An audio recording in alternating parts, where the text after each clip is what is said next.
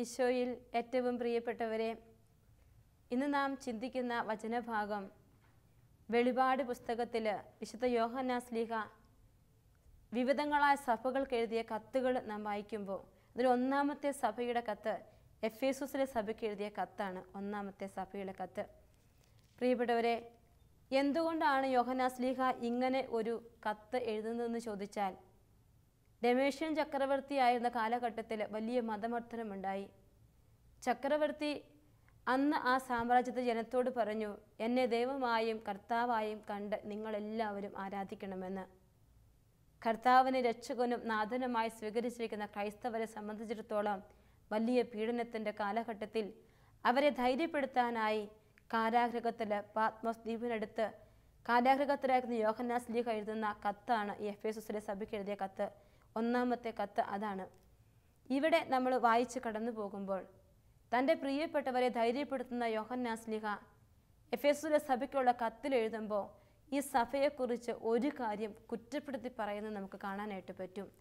ആദ്യ സ്നേഹം കൈവിഴിഞ്ഞ സഭ എന്നാണ് എഫേസുസിലെ സഭയെക്കുറിച്ച് യോഹന്നാൻ ശ്ലീഹ പറയുക. കാരണം യോഹന്നാൻ ശ്ലീഹയുടെ ഒന്നാം ലേഖനം 3-ാമത്തെ അധ്യായം 1-ാമത്തെ വചനത്തിൽ കണ്ടാലും എത്ര വലിയ സ്നേഹമാണ് പിതാവ് നമ്മോട് കാണിച്ചത്. ദൈവമക്കളെന്ന് നാം വിളിക്കപ്പെടുന്നു, നാം അങ്ങനെയാണ് താനുമെന്ന്.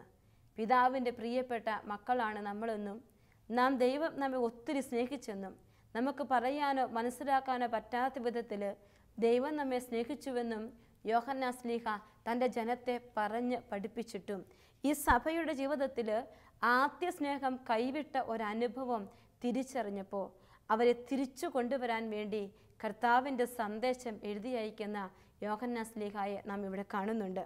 വെളിപാട് പുസ്തകം 2-ാമത്തെ അധ്യായം 1 മുതലുള്ള വചനങ്ങളിൽ നാം ഇങ്ങനെ വായിക്കും. എഫേസോസിലുള്ള സഭയുടെ ദൂതന് എഴുതുക. വലത് കൈയിൽ 7 നക്ഷത്രങ്ങൾ വഹിച്ചുകൊണ്ട് 7 സ്വർണ്ണ ദീപപീഠങ്ങൾക്ക് മധ്യേ നടക്കുന്നവൻ ഇപ്രകാരം പറയുന്നു, നിന്റെ പ്രവൃത്തികളും പ്രയത്നങ്ങളും ക്ഷമാപൂർവമായി ഉറച്ചു നിൽപ്പും ദുഷ്ടരോടുള്ള സഹിഷ്ണുതയും ഞാൻ മനസ്സിലാക്കുന്നു. അപ്പസ്തോലന്മാരെന്ന് നടിക്കുകയും എന്നാൽ അങ്ങനെ അല്ലാതിരിക്കുകയും ചെയ്യുന്നവരെ പരിശോധിച്ച് അവർ വ്യാജം പറയുന്നവരാണെന്ന് നീ കണ്ടുപിടിച്ചു. തീർച്ചയായും ക്ഷമാപൂർവം പിടിച്ചു നിൽക്കാൻ തക്ക കഴിവ് നിനക്കുണ്ട് എന്ന്. ഈ കത്തിൻ്റെ ആരംഭത്തിൽ 1, 2, 3 വചനങ്ങളിൽ നാം കാണും വിശുദ്ധ യോഹന്നാൻ ശ്ലീഹായിലൂടെ കർത്താവ് അവരെ ധൈര്യപ്പെടുത്തുകയാണ്. നീ കടന്നു വന്ന വഴികളിൽ നിന്നോട് സംസാരിക്കുന്നവൻ്റെ പ്രത്യേകത കൂടി അവിടെ വചനം പറയുന്നുണ്ട്. ആരാണ് ഈ സഭയിലെ ദൂതനെ എഴുതുന്ന കത്തെഴുതുന്ന ആരാണെന്ന് വ്യക്തമായി പറയുക. വലത് കൈയിൽ 7 നക്ഷത്രങ്ങൾ വഹിച്ചുകൊണ്ട് 7 സ്വർണ്ണ ദീപപീഠങ്ങൾക്ക് മധ്യേ നടക്കുന്നവൻ ഇപ്രകാരം പറയുന്നു. കർത്താവായ യേശു തന്നെയാണ്, ജീവിക്കുന്ന യേശു തന്നെ സംസാരിക്കുന്നതായിട്ടാണ് വചനത്തിൽ ആദ്യം നാം കാണുക. നിന്റെ പ്രവർത്തികളും നിന്റെ പ്രയത്നങ്ങളും, നീ കടന്നു വന്ന വഴികൾ, നീ ചെയ്തു കൂട്ടിയ നന്മകൾ, നീ ഉറച്ചു നിൽക്കുന്നത്, വിശ്വാസം പരീക്ഷിക്കപ്പെടുമ്പോൾ പതറിപ്പോകാതെ നീ കടന്നു വന്നതും, നീ സത്യവിശ്വാസത്തിന് വേണ്ടി ദൃഢമായി ഉറച്ചു നിന്നതുമൊക്കെ ഞാൻ തിരിച്ചറിഞ്ഞുവെന്ന് ആദ്യമേ തന്നെ അവനെ ഓർമ്മിപ്പിക്കുകയാണ്. നിന്റെ കഴിഞ്ഞ വഴികൾ, എന്നെ അറിഞ്ഞ നാൾ മുതൽ ഇപ്പോൾ വരെയുള്ള നിന്റെ വഴികളെക്കുറിച്ച് നീയും തിരിഞ്ഞു നോക്കിയാൽ ഇതൊക്കെ നിന്നിലുണ്ടെന്ന് എനിക്ക് മനസ്സിലാകും. എന്നിട്ട് വീണ്ടും 4-ാമത്തെ വചനത്തിൽ നാം ഇങ്ങനെ വായിക്കും, നിനക്കെതിരെ എനിക്കൊന്ന് പറയാനുണ്ട്. നിനക്ക് ആദ്യമുണ്ടായിരുന്ന സ്നേഹം നീ കൈവിടിഞ്ഞു. അതിനാൽ നീ ഏതവസ്ഥയിൽ നിന്നാണ് അധപതിച്ചതെന്ന് ചിന്തിക്കുക. അനുതപിച്ച് ആദ്യത്തെ പ്രവൃത്തികൾ ചെയ്യുക. അല്ലെങ്കിൽ ഞാൻ നിൻ്റെ അടുത്ത് വരികയും നിൻ്റെ ദീപപീഠം അതിൻ്റെ സ്ഥലത്ത് നിന്ന് നീക്കിക്കളയുകയും ചെയ്യും എന്ന് വചനം പറയുകയാണ്. പ്രിയപ്പെട്ടവരെ, ഈ വചനം വായിക്കുമ്പോൾ ആദ്യ സ്നേഹം കൈവിടിഞ്ഞ സഭയെക്കുറിച്ച് കർത്താവ് ഇവിടെ സംസാരിക്കുമ്പോൾ ക്രൈസ്തവ ജീവിതം ഉറച്ചു നിൽക്കുന്നത്, ഒരു ക്രിസ്ത്യാനിറ്റിയുടെ ബേസിക് എന്ന് പറയുന്നത് അത് ദൈവസ്നേഹമാണ്. കർത്താവിനോടുള്ള സ്നേഹത്തിലാണ്. എല്ലാ മതങ്ങളിലും ദൈവകോപത്തെക്കുറിച്ചാണ് സംസാരിക്കുക. എല്ലാ വ്യക്തികളും പൂജ അർപ്പിക്കുന്നതും നേർച്ച അർപ്പിക്കുന്നതുമൊക്കെ മറ്റു മതങ്ങളിൽ ഒരു പരിധിവരെ ദൈവത്തെ ഭയപ്പെട്ടിട്ടാണ്. ഒരു പൂജ അർപ്പിക്കുമ്പോൾ, ഒരു നേർച്ച കാഴ്ചകൾ അർപ്പിക്കുമ്പോൾ ഇത് ചെയ്തില്ലെങ്കിൽ, ഇത് കൊടുത്തില്ലെങ്കിൽ ദൈവകോപം ഉണ്ടാകുമെന്നുള്ള ഭയത്തിൽ നിന്ന് പലതും അറിയാതെ ചെയ്തു പോവുകയാണ്. എന്നാൽ ക്രൈസ്തവ മതത്തിൽ ക്രിസ്ത്യാനിറ്റിയുടെ ബേസിക് എന്ന് പറയുന്നത് എനിക്ക് എൻ്റെ കർത്താവിനുള്ള സ്നേഹമാണ്. സ്നേഹമെന്ന് പറയുന്ന ചക്രത്തിലാണ് ക്രൈസ്തവ മതം മുന്നോട്ട് പോവുക. മറ്റു മതങ്ങളിൽ നിന്ന് ഈ സ്നേഹമെന്ന് പറയുന്നത് ഈശോയാണ്. വചനം മാംസമായി ഭൂമിയിൽ അവതരിച്ച ഈശോ തന്നെയാണ്. അങ്ങനെയെങ്കിൽ ആദ്യ സ്നേഹം കൈവെടിഞ്ഞു എന്ന സഭയെക്കുറിച്ച് കർത്താവ് കുറ്റപ്പെടുത്തുമ്പോൾ അതിന് മറ്റൊരർത്ഥം നമുക്ക് വ്യാഖ്യാനിക്കാൻ പറ്റും. നീ ഈശോയെ കൈവെടിഞ്ഞുവെന്ന. നീ ഈശോയെ കൈവെടിഞ്ഞു, നീ ഈശോയെ മറന്നാണ് ഇപ്പോൾ ജീവിക്കുന്നത്. തിരിച്ചു വരണം. കാരണം ഈശോയ്ക്ക് വേണ്ടി നീ ചെയ്ത കുറേ കർമ്മങ്ങളുണ്ട്. ഇതിൻ്റെ മുമ്പിൽ, എൻ്റെ മുമ്പിൽ ഞാൻ വെച്ചിട്ടുണ്ട്. നീ ചെയ്ത കുറേ സഹനങ്ങളുണ്ട്, നീ പിടിച്ചു നിന്ന ചില വഴികളുണ്ട്. ഇതെല്ലാം ഞാൻ ഓർക്കുന്നുണ്ട്. ഇന്നിപ്പോൾ ഇതാ ഈശോ നിന്നിൽ നിന്ന് മാറിയിരിക്കുകയാ, സ്നേഹം നിനക്ക് നഷ്ടപ്പെട്ടിരിക്കുകയാ. അതുകൊണ്ട് വചനം പറയുക, ഏതവസ്ഥയിൽ നിന്നാണ് അധപതിച്ചതെന്ന് ചിന്തിക്കുക. എവിടെയാണ് എനിക്ക് തെറ്റിയിരിക്കുന്നത്? അനുതപിച്ച് ആദ്യത്തെ പ്രവൃത്തികൾ ചെയ്യണമെന്ന്. ഈശോ തന്നെയാണ് സ്നേഹമെന്ന് തിരിച്ചറിഞ്ഞ ഒത്തിരി വ്യക്തികളെ നമുക്ക് നൂറ്റാണ്ടുകളിലും സുവിശേഷത്തിലും ഒക്കെ കണ്ടുമുട്ടാൻ പറ്റും. നാം ജീവിക്കുന്ന ഈ കാലഘട്ടത്തിൽ നമ്മെ അത് മനസ്സിലാക്കി തരികയാണ്. വിശുദ്ധ പൗലോസ്ലീഹ കൊറിന്തോസിലെ സഭയ്ക്കെതിരെ 2-ാം ലേഖനം 5-ാമത്തെ അധ്യായം 12-ാമത്തെ വചനത്തിൽ ഇങ്ങനെ നാം വായിക്കും, ക്രിസ്തുവിൻ്റെ സ്നേഹം എനിക്ക് ഉത്തേജനം നൽകുന്നുവെന്ന്. ഒരു ക്രിസ്ത്യാനിയുടെ ജീവിതത്തിൽ ഓരോ നിമിഷവും അവനെ പ്രചോദിപ്പിക്കേണ്ടത് ഈ ഈശോ എന്ന് പറയുന്ന ആ സ്നേഹമാണ്. ഈശോ ഈശോ എന്ന് പറയുന്ന സ്നേഹമാണ്. വിശുദ്ധ കൊച്ചുത്രേസ്യ പറയും, ഞാൻ എൻ്റെ ഈശോയുടെ, എൻ്റെ ഉണ്ണീശോയുടെ കുഞ്ഞാണ് എന്ന്. ഉണ്ണീശോയുടെ കുഞ്ഞായിട്ട് ഈശോയാകുന്ന സ്നേഹത്തിൽ ജീവിക്കുമ്പോഴാണ് കർത്താവിനോട് സ്വാതന്ത്ര്യം നമുക്ക് വരിക, അവന് വേണ്ടി ജീവിക്കാൻ നമ്മെ പ്രേരിപ്പിക്കുക. നാം ഒത്തിരി വിശുദ്ധരെ നമ്മുടെ ഈ കാലഘട്ടത്തിൽ കണ്ടുമുട്ടുമ്പോൾ മദർ തെരേസ എപ്പോഴും പറയാറുണ്ട്, കർത്താവിനുള്ള സ്നേഹത്തെ പ്രതിയാണ് ഇതെല്ലാം ചെയ്യുക. ഒരു വ്യക്തി വന്ന് പറഞ്ഞിട്ട് പറയും, 1000 കോടി രൂപ എനിക്ക് തന്നാലും നിങ്ങൾ ചെയ്യുന്ന ഈ ചീഞ്ഞളിഞ്ഞ മനുഷ്യരെ പരിരക്ഷിക്കാൻ എനിക്ക് പറ്റില്ല എന്ന് മദർ തെരേസയോട് പറയുമ്പോൾ മദർ തെരേസ പറയും, 10,000 കോടി നിങ്ങൾ എനിക്ക് തന്നാലും ഞാനും ഈ ശുശ്രൂഷ ചെയ്യില്ല. പക്ഷേ എൻ്റെ ഈശോയുള്ള സ്നേഹമാണ് ഇത് ചെയ്യാൻ എന്നെ പ്രേരിപ്പിച്ചത് എന്ന് നമുക്ക് അറിയാൻ പറ്റും. മറ്റൊരു സന്യാസ ഭവനത്തിൽ, കുന്നന്താനത്തുള്ള സിസ്റ്റേഴ്സിൻ്റെ സന്യാസ ഭവനത്തിലേക്ക് നാം കടന്നു ചെല്ലുമ്പോൾ അവിടെ ഇങ്ങനെ എഴുതി വെച്ചിട്ടുണ്ട്, യേശുവിനുള്ള സ്നേഹം എന്നെ നിർബന്ധിക്കുന്നു. കണ്ണില്ലാത്തവരും കൈയില്ലാത്തവരും മുഖം വികൃതമാക്കപ്പെട്ടവരും തളർന്നു കിടക്കുന്നവരും പകുതി അവയവങ്ങൾ മാത്രമുള്ളവരുമായി ഒത്തിരി കുഞ്ഞുങ്ങളെ സിസ്റ്റേഴ്സ് കയ്യിലെടുത്ത് ശുശ്രൂഷിക്കുമ്പോൾ ഉറക്കളച്ചിരുന്ന അമ്മമാരെക്കാൾ സ്നേഹത്തോടെ അവരെ പരിപാലിക്കുമ്പോൾ അവരുടെ സന്യാസ ഭവനത്തിൻ്റെ വാതുക്കൽ എഴുതി വെച്ചിരിക്കുന്ന ഒരു വചനമാണിത്, യേശുവിനുള്ള സ്നേഹം എന്നെ നിർബന്ധിക്കുന്നെന്ന്.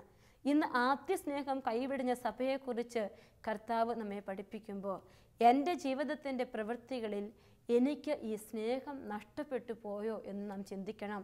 ക്രിസ്ത്യാനി എന്ന ലേബലിൽ നാം മുന്നോട്ട് പോകുമ്പോൾ യേശുവിൻ്റെ സ്നേഹമാണോ എല്ലാ പ്രവൃത്തികളും നമ്മെ ഉത്തേജിപ്പിക്കുക? ഇവൻ ഒരു കുഞ്ഞു കാര്യം പറയുമ്പോൾ പോലും യേശുവിനുള്ള സ്നേഹമാണോ എന്നെ ഉത്തേജിപ്പിക്കുന്ന നാം തിരിച്ചറിയണം. കാരണം കർത്താവ് സങ്കീർത്തന പുസ്തകം 139 വചനത്തിൻ്റെ ഹെഡിങ് തന്നെ ഇങ്ങനെയാണ്, എല്ലാം കാണുന്ന ദൈവം. എല്ലാം കാണുന്ന ദൈവമാണ് എഫേസോസിലെ സഭയോട് പറയുന്നത്, നീ ചെയ്തതൊക്കെ ഞാൻ കണ്ടു, പക്ഷെ ഇപ്പോൾ നിനക്ക് ഒരു കുറവുണ്ട്. ഇപ്പോൾ നിനക്കൊരു കുറവുണ്ട്. നീ വിജയം വരിക്കാത്തവനാ, നീ പരാജയപ്പെട്ട് നിൽക്കുകയാ, നീ തിരിച്ച് കയറി വരണം. യേശുവിനുള്ള സ്നേഹം ഈ സഭയിൽ നമ്മുടെ ജീവിതത്തിലൊക്കെ നമുക്ക് യാന്ത്രികമായി പോകുന്നുണ്ടോ എന്ന് നാം ചിന്തിക്കണം. കർത്താവിനെ സ്നേഹിക്കുന്ന നമ്മുടെ ജീവിതത്തിൽ പലപ്പോഴും നമുക്ക് സ്നേഹം യാന്ത്രികമാകും. സ്വയം മഹത്വം നമ്മൾ തേടാൻ തുടങ്ങും. മറ്റുള്ളവരെ കാണിക്കാൻ വേണ്ടി ചില കാര്യങ്ങൾ നമ്മൾ ചെയ്യാൻ തുടങ്ങും. കടമ തീർക്കാൻ വേണ്ടി നമ്മൾ ചില കാര്യങ്ങൾ ചെയ്യാൻ തുടങ്ങും. നമ്മുടെ ആക്ഷൻ, നമ്മുടെ മോട്ടിവേഷനൊക്കെ നഷ്ടപ്പെട്ടിരിക്കുകയാണ്. ഈശോയുടെ സ്നേഹത്തിൽ നിന്ന് അകന്നകന്നു പോകാൻ തുടങ്ങും. ഒത്തിരി പേരെ ഞാൻ കണ്ടിട്ടുണ്ട്, പല ആവശ്യങ്ങൾക്ക് വേണ്ടി മാത്രം പ്രാർത്ഥിക്കുന്നവർ. ചിലരോട് പറയും, നിങ്ങളൊരു 66 ദിവസം, നിങ്ങളൊരു 86 ദിവസമൊക്കെ കുർബാനയിൽ അടുപ്പിച്ച് പങ്കെടുക്കുക, പക്ഷെ നിങ്ങളുടെ നിയോഗത്തിൻ്റെ മേൽ ഇടപെടുമെന്ന് പറയുമ്പോൾ അവർ 66 ദിവസം അല്ലെങ്കിൽ 86 ദിവസം കുർബാനയിൽ പോയി അവർ നിർത്തുകയാണ്. നിയോഗം സാധിച്ചു കഴിയുമ്പോൾ പയ്യെ പുറകോട്ട് വലിയുന്ന ഒത്തിരി ജീവിതങ്ങളെ കാണുമ്പോൾ ആ ജീവിതങ്ങളെ നോക്കിയും ഇന്ന് ഈശോ നമ്മെ നോക്കി പറയും, നിനക്ക് ആദ്യമുണ്ടായിരുന്ന സ്നേഹം നീ കൈവിടിഞ്ഞെന്ന്. ആവശ്യത്തിന് വേണ്ടി കൈകൾ നീട്ടാൻ കർത്താവിൻ്റെ അടുക്കൽ ചെല്ലുമ്പോൾ എനിക്ക് സ്നേഹമല്ല ഉള്ളത്, മറിച്ച് എനിക്ക് സ്വാർത്ഥതയാണ്. അങ്ങനെ സ്നേഹം എൻ്റെ ജീവിതത്തിൽ നഷ്ടപ്പെട്ട് കഴിയുമ്പോൾ കർത്താവിന് എൻ്റെ ജീവിതത്തിൽ സ്ഥാനമില്ലാതെ വരുമ്പോൾ എന്നിൽ കടന്നു വരുന്ന ആദ്യത്തെ പടി നിരാശയാണ്. ഞാൻ നിരാശപ്പെട്ടു പോകും. അപ്പോൾ കർത്താവിൻ്റെ സന്നിധിയിൽ പോയി കർത്താവ് വചനത്തിൽ മത്തായി 7:7 പറഞ്ഞു, ചോദിക്കും നിങ്ങൾക്ക് ലഭിക്കും, അന്വേഷിക്കും നിങ്ങൾ കണ്ടെത്തും, മുട്ടുവിൻ നിങ്ങൾക്ക് തുറന്നു കിട്ടും. ഈ വചനം കേട്ട ഒരു വ്യക്തി കർത്താവിനോട് പോയി നിരന്തരം ചോദിക്കാൻ തുടങ്ങി, കർത്താവെ, എനിക്ക് ഇത്ര ലക്ഷങ്ങളുടെ കടബാധ്യതയുണ്ട്, നീ പറഞ്ഞു ചോദിക്കും നിങ്ങൾക്ക് ലഭിക്കുമെന്ന്.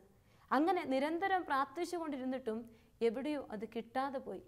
അപ്പോൾ അവൻ തിരിച്ച് കർത്താവിനോട് പറയാൻ തുടങ്ങി, നീ പറഞ്ഞതൊക്കെ തെറ്റിപ്പോയി, എനിക്ക് നിന്നെ വിശ്വാസമില്ല. പ്രിയപ്പെട്ടവരെ, ഇത് സ്നേഹമല്ല, ഇത് സ്വാർത്ഥതയാണ്. ഞാനെന്ന വ്യക്തിയെ പുഷ്ടിപ്പെടുത്താൻ, ഞാനെന്ന വ്യക്തിയെ പോഷിപ്പിക്കാൻ വേണ്ടി, എൻ്റെ മഹത്വത്തിന് വേണ്ടി ഞാൻ എന്തെങ്കിലും ചെയ്തു കൂട്ടിയാൽ അത് ഒരിക്കലും ദൈവത്തിൻ്റെ സ്നേഹമല്ല. അവിടെ സ്നേഹം നഷ്ടപ്പെട്ട തണുത്തു ഉറഞ്ഞു പോയ ഒരവസ്ഥയിലേക്ക് ഞാനും നിങ്ങളും മാറുമെന്ന് വചനം നമ്മെ പഠിപ്പിക്കുന്നുണ്ട്. കർത്താവ് നമ്മെ പഠിപ്പിക്കുന്ന ഈ വചനഭാഗത്തിൽ എൻ്റെ സ്നേഹം എവിടെ നിൽക്കുന്നു? എൻ്റെ ഈശോയുള്ള സ്നേഹം എനിക്ക് എത്രമാത്രമുണ്ട്? നാം പരിശോധിക്കേണ്ട ഒരു കാലഘട്ടമാണിത്. കാരണം സഭ ഒത്തിരി പ്രതിസന്ധികളോടെ കടന്നു പോവുകയാണ്. ഒത്തിരി മക്കളിലെ വീഴ്ചകളും കുറവുകളും വരുമ്പോൾ എൻ്റെ വിശ്വാസവും സ്നേഹവും ഒക്കെ നഷ്ടപ്പെടും. അറിയാൻ പറ്റും, ഒരു അച്ഛൻ എന്തെങ്കിലും തെറ്റ് ചെയ്താൽ പിന്നെ ആ ഇടവകയിലെ കുടുംബനാഥൻ ചിലർ പള്ളിയിലേ പോവില്ല. അപ്പോൾ അച്ഛൻ്റെ നന്മയും അച്ഛൻ്റെ വിശുദ്ധിയും നോക്കിയാണ് ഞാനും നിങ്ങളുമൊക്കെ പള്ളിയിലും കുർബാനയിലും കുന്തയിലും ഒക്കെ പങ്കെടുക്കുന്നതെങ്കിൽ പ്രിയപ്പെട്ടവരെ, സ്നേഹമില്ല. എൻ്റെ മോട്ടിവേഷൻ തെറ്റിപ്പോയിരിക്കുകയാണ്. എൻ്റെ ജീവിതത്തിൽ ഞാൻ കർത്താവിനെ അല്ല തേടുക, മറിച്ച് എൻ്റെ മഹത്വമാണ് ഞാൻ തേടിക്കൊണ്ടിരിക്കുന്നത്, എന്നെ സ്വാർത്ഥതയാണ് കുടികൊണ്ടുകൊണ്ടിരിക്കുന്നത്. അങ്ങനെ ഇരിക്കുന്ന ഒരു ജീവിതത്തിന് അനുഗ്രഹങ്ങൾ കിട്ടപ്പെടുകയില്ല, അനുഗ്രഹങ്ങൾ നഷ്ടപ്പെടുകയാണെന്ന് കർത്താവ് നമ്മളെ പഠിപ്പിക്കുന്നുണ്ട്. എന്നിട്ട് വചനം പറയുകയാണ്, അനുതപിച്ച് ആദ്യത്തെ പ്രവൃത്തികൾ ചെയ്യുക. ഈ സ്നേഹം എനിക്ക് നഷ്ടപ്പെട്ടു പോയി എന്ന് ഞാൻ തിരിച്ചറിയുമ്പോൾ എൻ്റെ ജീവിതത്തിൽ ആദ്യം വരുന്നൊരു ഭാവമാണ് അനുതാപം എന്ന് പറയുക. കർത്താവ് പറയുക, എവിടെയാണ് നിനക്ക് അതപതിച്ച് നീ ഒന്ന് ചിന്തിച്ചാൽ മതി, ആ ചിന്തിക്കുന്ന നിമിഷം എൻ്റെ ഉള്ളിൽ വരും അനുതാപം. ആ അനുതാപത്തിൽ എൻ്റെ ജീവിതത്തിലേക്ക് ദൈവസ്നേഹം നിറയാൻ തുടങ്ങും. ദൈവസ്നേഹം എൻ്റെ ശിരസ്സ് മുതൽ പാദം വരെ നിറയപ്പെടുമ്പോൾ ഞാൻ കർത്താവിനെ അന്വേഷിക്കാൻ തുടങ്ങും, കർത്താവിൻ്റെ സന്നിധിയിൽ ഇരിക്കാൻ തുടങ്ങും. ഇത് വീണ്ടും 6-ാമത്തെ വചനത്തിൽ കർത്താവ് സഭയെ കുറ്റപ്പെടുത്തി നിനക്കൊരു കുറവുണ്ടോ എന്ന് പറഞ്ഞ് നീ എന്ത് ചെയ്യണമെന്ന് പഠിപ്പിച്ചു കൊടുത്തിട്ട് 6-ാമത്തെ വചനത്തിൽ വീണ്ടും പറയുക, നിനക്ക് ഈ ഗുണമുണ്ട്, നിക്കോളാവസ് പക്ഷക്കാരുടെ ചെയ്തികൾ നീ വെറുക്കുന്നുവെന്ന്. ആരൊക്കെയോ എന്തൊക്കെയോ പറഞ്ഞ് കർത്താവിനെക്കുറിച്ച്, വിഗ്രഹാരാധനയെക്കുറിച്ചൊക്കെ പറഞ്ഞ് കർത്താവിനെ പഴിചാരുമ്പോൾ അതിനെക്കുറിച്ച് ഘോരഘോരം നമ്മൾ എതിർത്ത് പറയും, അതിനെക്കുറിച്ച് എതിർത്ത് പറയുന്നുണ്ട്. പക്ഷേ എൻ്റെ ജീവിതത്തിൽ ഈ സ്നേഹം തകർന്നു പോയി. ഒരു വാക്കിലോ അല്ലെങ്കിൽ കുറേ നേരം നമ്മൾ പ്രസംഗിച്ചത് കൊണ്ടോ കുറേ ആൾക്കാരോട് അവർ ചെയ്യുന്നതൊക്കെ തെറ്റാണ്, നിങ്ങൾ ആ വഴി പോകരുതെന്ന് പറഞ്ഞു കൊടുത്തുകൊണ്ട് മാത്രം കാര്യമായില്ല. ഞാൻ ആ വഴിയെ, കർത്താവിൻ്റെ വഴിയെ കൂടി സഞ്ചരിക്കാൻ തയ്യാറാകണം. ആ വഴി തെറ്റെന്ന് തിരിച്ചറിയുമ്പോൾ എൻ്റെ പാതകളിൽ മറ്റുള്ളവരെ ഉപദേശിക്കുന്ന എനിക്ക് കുറവ് വരാതിരിക്കാൻ ഞാൻ കർത്താവിൻ്റെ വഴിയെ സഞ്ചരിക്കുന്നുണ്ടോ? എൻ്റെ ഹൃദയത്തിലെ സ്നേഹം എവിടെയാണ് എനിക്ക് വീഴ്ച വന്നിരിക്കുന്നത് ഞാൻ തിരിച്ചറിയണമെന്ന വചനം നമ്മളെ പഠിപ്പിക്കുന്നു. വീണ്ടും വചനം പറയും, ആത്മാവ് സഭകളോട് അരുളി ചെയ്യുന്നത് ചെവി ഉള്ളവൻ കേൾക്കട്ടെ. നീ അനുതപിച്ച് ദൈവസ്നേഹത്തിൻ്റെ ആഴത്തിലേക്ക് നീ തിരിച്ചു വരികയാണ് എങ്കിൽ, നിനക്ക് കർത്താവിൻ്റെ സ്നേഹത്തിലേക്ക് നീ തിരിച്ചു വന്നാൽ നിനക്ക് ഒരു സമ്മാനം തരും. ഈ 7 സഭകൾക്കുമുള്ള കത്തിലെ നമ്മൾ വായിക്കുമ്പോൾ ഈ കത്തിനൊരു പ്രത്യേകതയുണ്ട്. കർത്താവ് ആദ്യം സഭയുടെ കുറേ നന്മകളൊക്കെ പറഞ്ഞിട്ട് കുറവുകൾ ചൂണ്ടിക്കാണിച്ച് തിരിച്ചു വരാൻ ഒരു വഴി പറഞ്ഞു കൊടുത്തിട്ട് മറ്റൊരു കാര്യം പറയും, തിരിച്ചു വന്നാൽ നിനക്കൊരു സമ്മാനമുണ്ട് എന്ന്. തിരിച്ചു വരുമ്പോൾ, നീ വിജയിച്ചു വരുമ്പോൾ നിനക്കൊരു സമ്മാനമുണ്ടെന്ന്. അതാണ് 7-ാമത്തെ വചനത്തിൽ നാം കാണുക. ആത്മാവ് സഭകളോട് അരുളി ചെയ്യുന്ന ചെവിയുള്ളവൻ കേൾക്കട്ടെ. വിജയം വരിക്കുന്നവന് ദൈവത്തിൻ്റെ പറുദീസായുള്ള ജീവവൃക്ഷത്തിൽ നിന്ന് ഞാൻ ഭക്ഷിക്കാൻ കൊടുക്കും. ഈ വചനം ദൈവത്തിൻ്റെ പറുദീസായുള്ള ജീവവൃക്ഷത്തിൽ നിന്ന് ഞാൻ ഭക്ഷിക്കാൻ കൊടുക്കുമെന്ന് കർത്താവ് ഒരു വാഗ്ദാനം കൊടുക്കുമ്പോൾ, ഉൽപ്പത്തി പുസ്തകത്തിൽ ഒരു അത്തിവൃക്ഷത്തിൽ നിന്ന്, തിന്നലെന്ന് പറഞ്ഞ വൃക്ഷത്തിൽ നിന്ന് പഴം പറിച്ചെടുത്ത് ഹൗവ ആദത്തിന് കൊടുത്തപ്പോൾ ജീവൻ്റെ പറുദീസായിൽ നഷ്ടപ്പെട്ടു പോയ, പുറത്താക്കപ്പെട്ട മനുഷ്യന് ദൈവം വീണ്ടും അവിടേക്ക് തിരിച്ചു വിളിക്കുമ്പോൾ, ജീവൻ്റെ വൃക്ഷത്തിൽ നിന്ന് ഭക്ഷിക്കാൻ കൊടുക്കുമെന്നൊരു വാഗ്ദാനം കൊടുക്കുമ്പോൾ ഒറ്റയൊരു കാര്യമാണ് നമ്മെ പഠിപ്പിക്കുക, നിൻ്റെ ഹൃദയത്തിൽ ദൈവസ്നേഹം വേണം. ഈശോയാകുന്ന സ്നേഹം നിൻ്റെ ഹൃദയത്തിൽ കുടികൊണ്ടാൽ നിനക്ക് ജീവവൃക്ഷത്തിൽ നിന്ന് ഭക്ഷിക്കാൻ ഞാൻ തരുമെന്ന്, ഈശോ നിൻ്റെ ഒപ്പം നടക്കാൻ തുടങ്ങുമെന്ന്, സമൃദ്ധി നിൻ്റെ ജീവിതത്തിലേക്ക് വരുമെന്ന്, നിൻ്റെ ജീവിതത്തിന് അനുഗ്രഹങ്ങളും കൃപകളും ധാരാളമായി ചൊരിയപ്പെടുമെന്ന് ഈശോ നമ്മെ പഠിപ്പിക്കുകയാണ്. വിശുദ്ധ മത്തായി 24-ാമത്തെ അധ്യായം 12-ാമത്തെ വചനത്തിൽ അധർമ്മം വർദ്ധിക്കുന്നതിനാൽ പലരുടെയും സ്നേഹം തണുത്തു പോകും എന്നൊരു വചനം നമ്മൾ കാണും. എൻ്റെ സ്നേഹം തണുത്തു പോകാൻ അധർമ്മം എന്നിൽ കുടികൊള്ളുന്നുണ്ടോ എന്ന് നാം ചിന്തിക്കണം. ധർമ്മമല്ലാത്തതും നന്മയല്ലാത്തതും ഞാൻ പ്രവർത്തിച്ചു തുടങ്ങുമ്പോൾ ഞാൻ പോലും അറിയാതെ ദൈവസ്നേഹം എന്നിൽ തണുത്ത് കിടക്കും. തീഷ്ണതയില്ലാത്ത ഒരവസ്ഥയിലേക്ക് നാം മാറാൻ തുടങ്ങും. ഈശോ പറഞ്ഞു, ഞാൻ നിങ്ങളെ സ്നേഹിച്ചതുപോലെ നിങ്ങളും പരസ്പരം സ്നേഹിക്കണം. എൻ്റെ പിതാവിൻ്റെ സ്നേഹമാണ് ഞാൻ നിങ്ങൾക്ക് തന്നത്. യോഹന്നാൻ ശ്ലീഹായുടെ സുവിശേഷം മുഴുവൻ നാം കാണും ഈശോയുടെ സ്നേഹത്തെക്കുറിച്ച്. യോഹന്നാൻ ശ്ലീഹായുടെ ലേഖനം മുഴുവൻ നാം കാണും ഈശോയുടെ സ്നേഹത്തെക്കുറിച്ച്.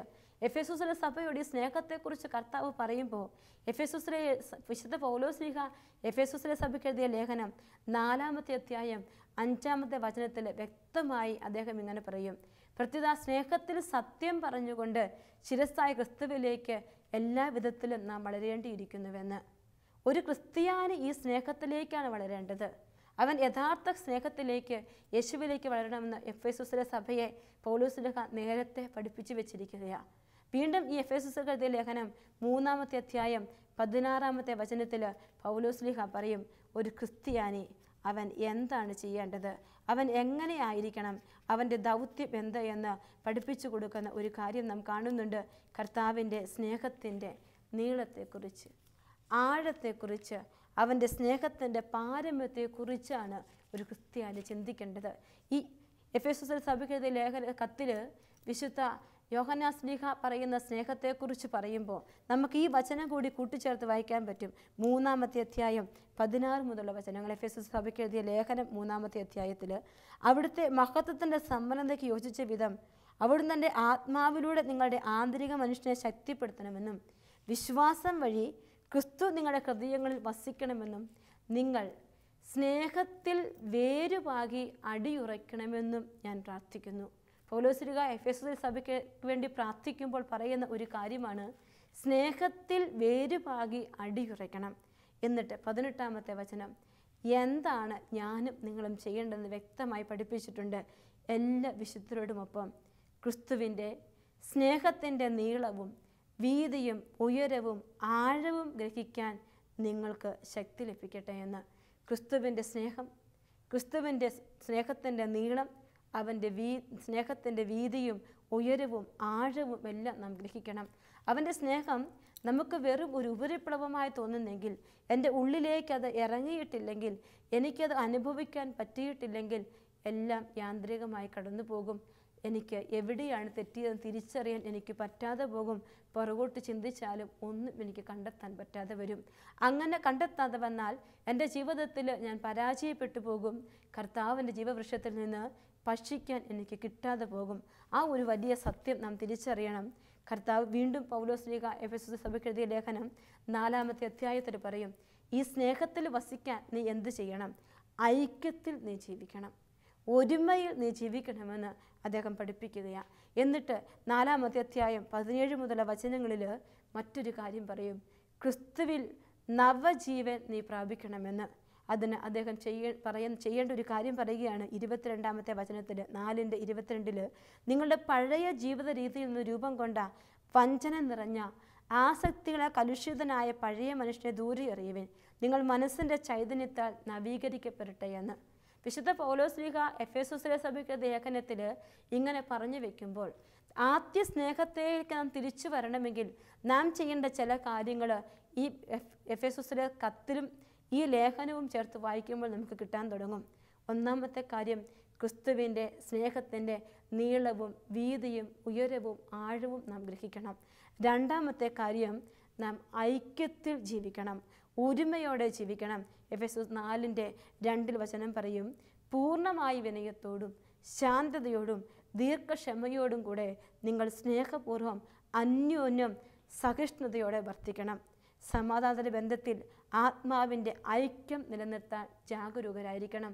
ഐക്യം നഷ്ടപ്പെട്ടു പോയി കഴിയുമ്പോൾ, ക്രിസ്തുവിൻ്റെ സ്നേഹത്തിൻ്റെ ആഴവും നീളവും ഉയരവും വീതിയും ഗ്രഹിക്കാൻ പറ്റാതെ പോകുമ്പോൾ നമ്മുടെ ജീവിതത്തിൽ നാം പോലും അറിയാതെ ഈശോ നമ്മിൽ നിന്ന് അകന്നു പോകുന്നതായി നമുക്ക് തോന്നും.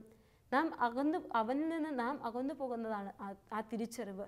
കർത്താവ് നമ്മിൽ നിന്ന് അകന്നു പോയത് നമുക്ക് തോന്നുമ്പോൾ നാം സ്വയം തിരിച്ചറിയണം, ദൈവകൃപ നഷ്ടപ്പെട്ടു പോയത് എവിടെയാണ് എന്ന്. സ്നേഹം എന്നിൽ നിന്ന് അകന്നു പോയപ്പോഴാണ്. വീണ്ടും നാം കാണും, നവജീവിതം നയിക്കണമെന്ന് പൗലോസ്ലീഹ അവരെ ഓർമ്മിപ്പിച്ചിട്ട് 5-ാമത്തെ അധ്യായത്തിൽ നമ്മളോട് പറയും, ദൈവത്തെ അനുകരിക്കുന്ന മക്കളായി മാറണമെന്ന്. അവിടെ നമുക്ക് വേണ്ടി സുരപ്പിലെ ബലിയും കാഴ്ചയുമൊക്കെയായി തന്നെ ദൈവത്തിന് സമർപ്പിച്ചതുകൊണ്ട് അതേപോലെ ബലിയുടെ ഒരു സമർപ്പണം കൂടി നീ കാഴ്ചവെക്കാൻ കർത്താവ് പഠിപ്പിക്കുകയാണ്. ഈ ആദ്യ സ്നേഹത്തിലേക്ക് തിരിച്ചു വരാൻ ഞാൻ ചെയ്യേണ്ട കാര്യങ്ങൾ പടിപടിയായി എഫെസോസ് ലേഖനത്തിൽ നമുക്ക് വായിച്ച് മനസ്സിലാക്കാനായിട്ട് പറ്റും. ഐക്യത്തിൽ ജീവിച്ച് നവജീവിതം കൈക്കൊണ്ട് ദൈവത്തെ അനുകരിക്കുന്ന വ്യക്തികളായി നമ്മൾ മാറുമ്പോൾ നമ്മുടെ ജീവിതത്തെ കർത്താവ് ഉണർത്താൻ തുടങ്ങും. കർത്താവ് നമ്മുടെ ജീവിതത്തെ ഏറ്റെടുക്കാൻ തുടങ്ങും. അതാണ് വചനം എഫെസോസ് 5:14. അതുകൊണ്ടാണ് ഇപ്രകാരം പറയപ്പെട്ടിരിക്കുന്നത്, ഉറങ്ങുന്നവനെ ഉണരുക, മരിച്ചവരിൽ നിന്ന് എഴുന്നേൽക്കുക, ക്രിസ്തു നിന്റെ മേൽ പ്രകാശിക്കുമെന്ന്. ഉറങ്ങിക്കിടക്കുകയാ. അധർമ്മം വർദ്ധിച്ചതുകൊണ്ട് സ്നേഹം തണുത്തുറഞ്ഞ് ഉറങ്ങിക്കിടക്കുന്ന എന്നോട് പൗലോസ്ലീഹ പറയുക, ഉണരുക, നീ ഉണർന്ന് പ്രശോഭിക്കുക, ക്രിസ്തു നിന്നിൽ കടന്നു വരട്ടെ, നിന്റെ മേൽ പ്രകാശിക്കട്ടെ, നീ കർത്താവിനെ സ്തുതിച്ച് പാടി മഹത്വപ്പെടുത്തണമെന്ന് പിന്നീട് വചനം അങ്ങ് വായിച്ചു തുടങ്ങുമ്പോൾ നമുക്ക് മനസ്സിലാക്കാനായിട്ട് പറ്റും. പ്രിയപ്പെട്ടവരെ, ഈ ഒരു വചനഭാഗത്തിലൂടെ ഈ ഒരു കത്ത്, എഫെസോസിലെ സഭയ്ക്ക് എഴുതിയ ഈ കത്ത് യോഹന്നാൻ ശ്ലീഹ നമ്മെ കാണിച്ചു തരുമ്പോൾ, നാം വായിച്ച് കടന്നു പോകുമ്പോൾ നാം ചിന്തിക്കേണ്ട ഏറ്റവും പ്രധാനപ്പെട്ട കാര്യം, എവിടെയാണ് എൻ്റെ ആദ്യ സ്നേഹം ഞാൻ കൈവിടിഞ്ഞത്? എൻ്റെ കർത്താവിനുള്ള സ്നേഹത്തിന് എനിക്ക് എവിടെയാണ് കുറവ് വന്നിരിക്കുന്നത്? ഒന്ന് ചിന്തിച്ച്, ഒന്ന് അനുദപിച്ച് ഈശോയെ കൂടെ പിടിക്കണം. അതിനുള്ള വഴികളാണ് പൗലോസ്ലീഹ എഫെസോസിലെ സഭയ്ക്ക് എഴുതിയ ലേഖനത്തിൽ മുഴുവൻ പറഞ്ഞു വെച്ചിരിക്കുക. ക്രിസ്തുവിൻ്റെ സ്നേഹത്തിൻ്റെ നീളവും വീതിയും ആഴവും കണ്ടെത്തണം. ഐക്യത്തോടുകൂടി ജീവിക്കണം. ഒരേ മനസ്സോടെ സഹിഷ്ണുതയോടെ വർത്തിക്കണം. സ്നേഹമില്ലാത്തത് ചെതറിക്കപ്പെട്ട അവസ്ഥയാണല്ലോ. സഹിഷ്ണുതയോടെ വർത്തിക്കണം. വർജിക്കേണ്ട കുറേ തിന്മകൾ പൗലോസ്ലീഹ പറഞ്ഞു വെച്ചിട്ടുണ്ട്. നമുക്ക് അതൊന്ന് വായിച്ച് മനസ്സിലാക്കുമ്പോൾ നമുക്ക് മനസ്സിലാക്കാൻ പറ്റും എവിടെയാണ് നമുക്ക് തിന്മ വർജിക്കാനായിട്ട് പറ്റുക എന്ന്. കാരണം പൗലോസ്ലീഹ 4:25 വ്യാജം വെടിയണം. എങ്ങനെ ഞാൻ ചെയ്യണം? എല്ലാവരും തങ്ങളുടെ അയൽക്കാരുടെ സത്യം സംസാരിക്കണം. കോപിക്കാം, പക്ഷെ നിങ്ങളുടെ കോപത്തിൽ സൂര്യൻ അസ്തമിക്കരുത്. മോഷ്ടിക്കരുത്. പടിപടിയായി കുറേ അധികം കാര്യങ്ങൾ പറഞ്ഞു വെച്ചിട്ട് 29-ാമത്തെ വചനത്തിലൊരു കാര്യം പറയും, നിങ്ങളുടെ അധരങ്ങളിൽ നിന്ന് തിന്മയുടെ വാക്കുകൾ പുറപ്പെടാതിരിക്കട്ടെ. ഇവിടെ ആദ്യ സ്നേഹം കൈവിട്ട സഭയിലെ അംഗങ്ങൾ പരസ്പരം കുറ്റപ്പെടുത്താൻ തുടങ്ങി. സ്വാർത്ഥം തേടി സ്വയം എല്ലാം വേണമെന്ന് ചിന്തിച്ച് സ്വയരക്ഷ മാത്രം മനസ്സിലാക്കി ജീവിക്കാൻ തുടങ്ങിയപ്പോഴാണ് അവർക്ക് സഭയിൽ ഇങ്ങനെയൊരു കത്തെഴുതാൻ യോഹന്നാൻ ശ്ലീഹായെ കർത്താവ് പ്രചോദിപ്പിക്കുക. ഈശോ തന്നെ പറഞ്ഞിട്ടാണ് ഈ കത്തെഴുതുന്നത്. യോഹന്നാൻ ശ്ലീഹ ആദ്യമേ തന്നെ ആരംഭത്തിൽ പറയും, കർത്താവ് പറഞ്ഞുകൊടുത്ത് എഴുതുന്ന ഒരു കാര്യമാണ്, ആത്മാ പ്രചോദിപ്പിച്ചിട്ട്. അപ്പോൾ നമ്മുടെ ജീവിതത്തിൽ ഈ തിന്മകളെല്ലാം വർജിച്ച് കർത്താവിനെ അനുകരിച്ച് കർത്താവിൻ്റെ കൂടെ ചരിക്കാൻ തുടങ്ങുമ്പോൾ ഈ ആത്മീയ സമരത്തിൽ നമ്മൾ എങ്ങനെ മുന്നോട്ട് പോകണം, എന്തൊക്കെ നമ്മൾ കയ്യിലെടുക്കണമെന്ന് ആത്മീയ സമരത്തെക്കുറിച്ചുള്ള എഫെസോസ് ലേഖനം 6:10 മുതലുള്ള വചനങ്ങൾ നമ്മൾ വായിച്ച് ഏറ്റവും അവസാനം നാം ചെയ്യേണ്ട ഒരു കാര്യം പറയും. 18-ാമത്തെ വചനം എഫെസോസ് 6:18, നിങ്ങൾ നിരന്തരം പ്രാർത്ഥിക്കണം. അപേക്ഷകളോടും യാചനകളോടും കൂടെ എല്ലാ സമയവും ആത്മാവിൽ പ്രാർത്ഥന നിരതരായിരിക്കണം. പ്രാർത്ഥന നിരന്തരായി നിരന്തരം പ്രാർത്ഥിക്കുമ്പോൾ ഘനീഭവിച്ചു പോയ സ്നേഹം എൻ്റെ ഉള്ളിൽ കടന്നു വരാൻ തുടങ്ങും. എൻ്റെ ജീവിതത്തെ അനുദപിച്ച് വർജിക്കേണ്ട തിന്മകൾ ഞാൻ വർജിച്ച് ഐക്യത്തിലും സ്നേഹത്തിലും കർത്താവിൻ്റെ സ്നേഹത്തിൻ്റെ നീളവും വീതിയും ആഴവും ഉയരമൊക്കെ കണ്ടെത്തി ഒരുമയോടെ ഐക്യത്തോടെ കർത്താവിനെ അനുകരിച്ച് നിരന്തരം പ്രാർത്ഥിച്ച് ഞാൻ ജീവിക്കുമ്പോൾ ആദ്യ സ്നേഹം കൈവിടിഞ്ഞ അവസ്ഥയിൽ നിന്ന് തിരിച്ച് പഴയ സ്നേഹത്തിലേക്ക് ഞാൻ കടന്നു വരും. എൻ്റെ കർത്താവ് എന്നെ പുത്തനാക്കും. എൻ്റെ കർത്താവ് എന്നെ പ്രകാശിപ്പിക്കും. പൂർണ്ണ ശക്തിയോടെ പ്രകാശിക്കുന്ന സൂര്യനെ പോലെ എനിക്ക് തിരിച്ചു വരാൻ പറ്റുമെന്ന് തമ്പുരാൻ നമ്മെ പഠിപ്പിക്കുന്നു. അപ്പോൾ യെശയ്യാ പ്രവാചകന്റെ പുസ്തകം 60-ാമത്തെ അധ്യായം 1-ാമത്തെ വചനത്തിൽ പറയും, ഉണർന്ന് പ്രശോഭിക്കുക, നിന്റെ പ്രകാശം വന്നു ചേർന്നിരിക്കുന്നു. കർത്താവിൻ്റെ സ്നേഹത്തിലേക്ക് തിരിച്ചു വരുമ്പോഴാണ് യഥാർത്ഥ ദൈവിക സ്നേഹത്തിലേക്കും ദൈവിക പ്രകാശത്തിലേക്കുമൊക്കെ നമുക്ക് മാറാനായിട്ട് പറ്റുക. അതിനുള്ള കൃപയ്ക്ക് വേണ്ടി നമുക്ക് പ്രാർത്ഥിക്കണം. എവിടെയാണോ തെറ്റിയത് അവിടെ നിന്ന് എഴുന്നേറ്റ് യഥാർത്ഥ മോട്ടിവേഷനിലേക്ക്, ഈശോയാകുന്ന സ്നേഹത്തിലേക്ക് വരാൻ ഈ കത്ത് വായിക്കുമ്പോൾ, എഫെസോസിലെ സഭയ്ക്ക് എഴുതിയ കത്ത് വായിക്കുമ്പോൾ കർത്താവ് നമ്മെ പഠിപ്പിക്കട്ടെ. ജീവവൃക്ഷത്തിലേക്ക്, യഥാർത്ഥ ജീവവൃക്ഷമായ യേശുവിലെ സ്നേഹത്തിൻ്റെ ഫലങ്ങൾ ഉൾക്കൊള്ളുവാൻ, ജീവൻ നൽകുന്ന സ്നേഹമാകുന്ന ഫലങ്ങൾ ഉൾക്കൊള്ളുവാൻ, വിശുദ്ധ കുർബാനയാകുന്ന ഫലങ്ങൾ ഉൾക്കൊള്ളുവാൻ കർത്താവ് നമ്മെ പഠിപ്പിക്കട്ടെ. അതിനുള്ള കൃപയ്ക്ക് വേണ്ടി നമുക്ക് പ്രാർത്ഥിക്കാം. കണ്ണുകളടച്ച് കരങ്ങൾ കൂട്ടിപ്പിടിച്ച്, നല്ല ഈശോയെ, അവിടുന്ന് ഇന്ന് ഞങ്ങളോട് പറയുന്ന ഒറ്റ കാര്യമേ ഉള്ളൂ, നിനക്ക് ആദ്യമുണ്ടായിരുന്ന സ്നേഹം നീ കൈവിടിഞ്ഞോ എന്ന്.